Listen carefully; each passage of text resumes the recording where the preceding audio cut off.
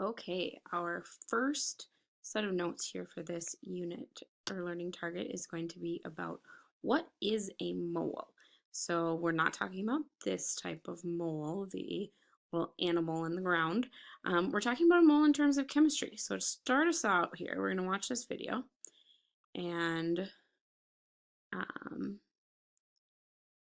we'll listen to what they say there. Mole is an animal that burrows in the ground, or a spot on your chin that you gotta shave around. But there's another kind of mole of interest to me. That's the kind of mole they use in chemistry. A mole is a unit, or have you heard, containing 6 times 10 to the 23rd. That's a 6 with 23 zeros at the end. Much too big a number to comprehend. Now say you had a mole of pennies to distribute round the world. Give to each of the 5 billion grown-ups, boys and girls. There wouldn't be a single soul down and out of luck, 'cause everybody in the world would get $1 trillion. Or say you had a mole of paper and stacked it toward the sky. Paper's awful thin, but that pile would get so high, you'd reach up into outer space. In fact, I think you'd find it'd go up to the moon and back 80 billion times.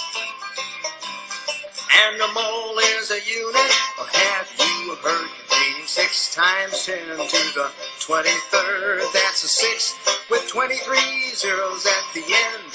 Much too big a number to comprehend. Now suppose a mole of marshmallows fell upon the planet. Over each square inch of land and sea, you think that you could stand it? That layer would be 12 miles high and, of course, block out the sun.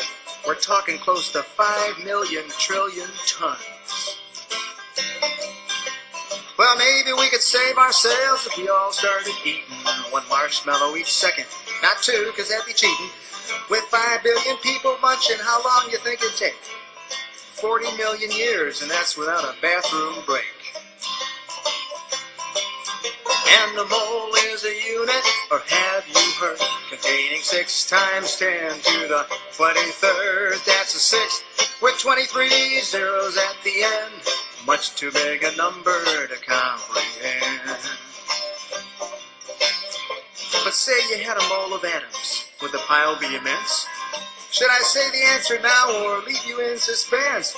Well, atoms are so very, very small, you understand. You could hold a mole of atoms in the palm of your hand. So shake a little sugar in the middle of your palm. Now you don't want to spill it, so try and stay calm. You hardly can imagine and barely realize there are more atoms in that sugar than stars up in the sky.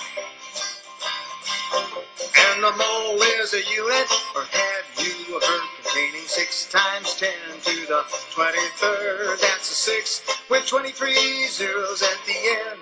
Much too big a number to comprehend.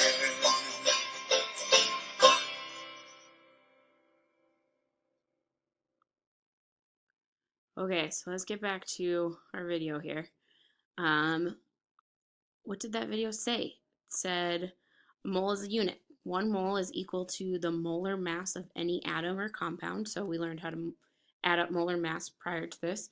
And when we do that, that equals 1 mole. A mole is also equal to 6.02 times 10 to the 23rd particles.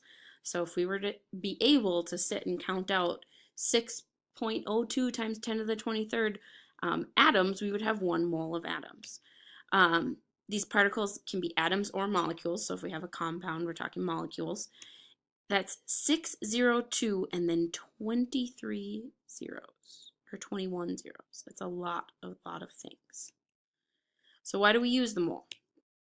It makes counting easier. We are not going to spend our time sitting out and counting out 6.02 times 10 to the 23rd of anything.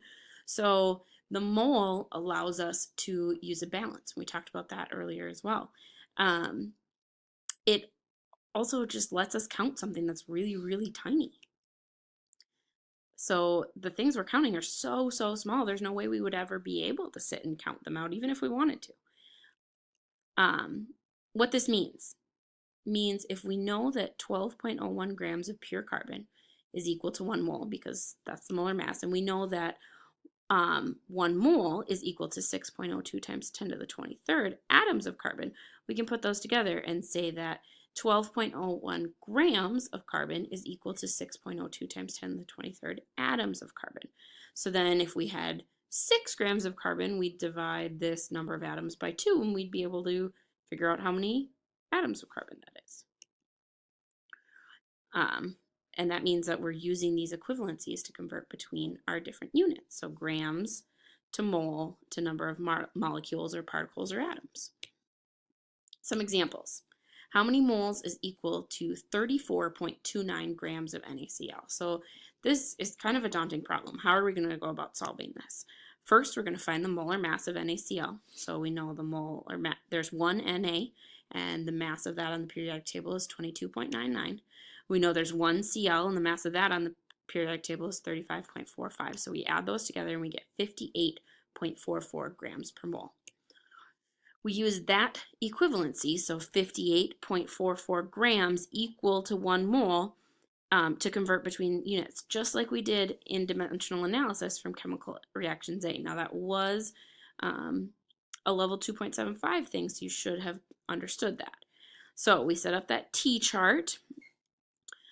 We put our starting unit given to us in the problem, the 34.29 grams of NaCl, up at the top. Now the part of our equivalency that goes on the bottom is going to be the same thing with the same unit, so our 58.44 grams of NaCl.